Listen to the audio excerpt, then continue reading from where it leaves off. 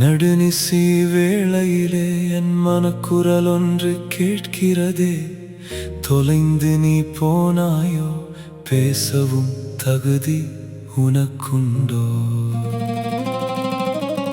கடந்த காலத்தை நீயே பார், நீ செய்த பாவங்கள் எண்ணிப்பார். மன்னிப்பு கிடைக்குமோ உனக்கினி? விடியல் பிறந்திடுமோ?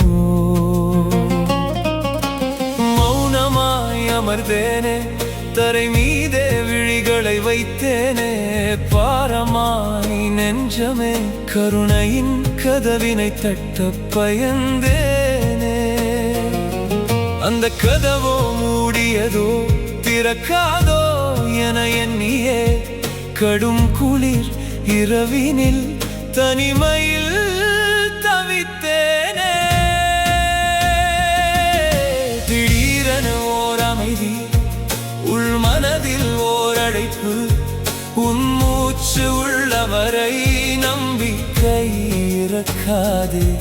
முடிவென்று இருந்திருந்தால் நீ என்றோ மறைந்திருப்பாய். இன்று நீ விழித்திருக்கிறாய், இன்னும் கதவு திறந்திருக்கிறது.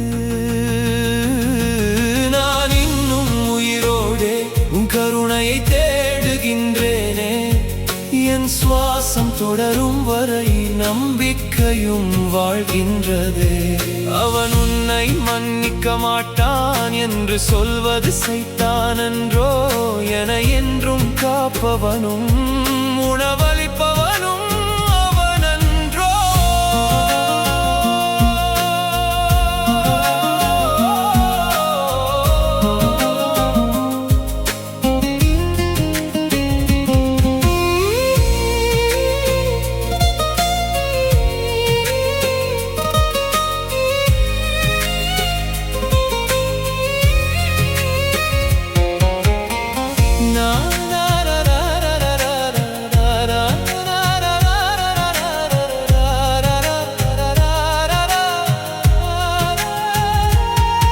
மெதுவாக சொல்கின்றேன், என் எல்லா துயரங்களையும் வீழ்ச்சிகளையும் சுமந்தே.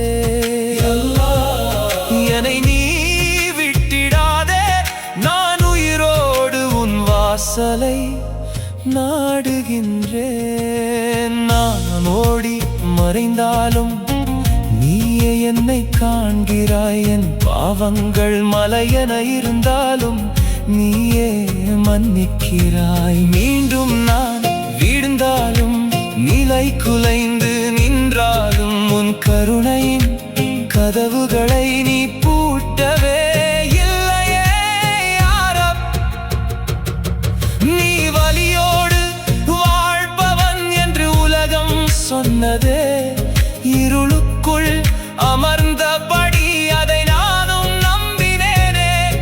என் கதை முடிந்தது என்று நானே அழுதேனே. உண்மையல்ல அது எல்லாம் சைத்தானின் சதியன்றோ? வாழ்வு முடிந்தது என்று உனக்கு சொன்னவன் யார்?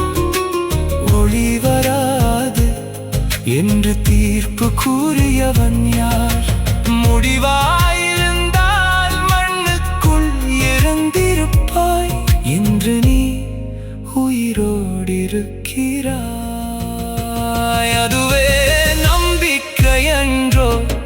தேன் போல வார்த்தைகளை இப்ளீஸ் வந்து கிசுகிசுக்கின்றான்.